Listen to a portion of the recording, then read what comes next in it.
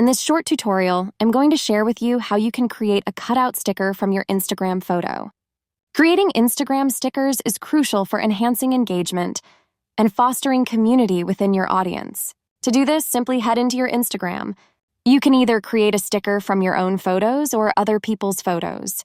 To create a sticker from this photo, simply tap on these three dots right here. You will then click on this option of Create a Cutout Sticker. Wait for it to load. Your sticker will get created successfully. If it's a group photo, to customize and create your own sticker, simply tap on Select manually. Tap on your photo and a sticker will get created successfully. Make sure to tap right here on Save Sticker for your newly created sticker to get saved in the sticker section successfully.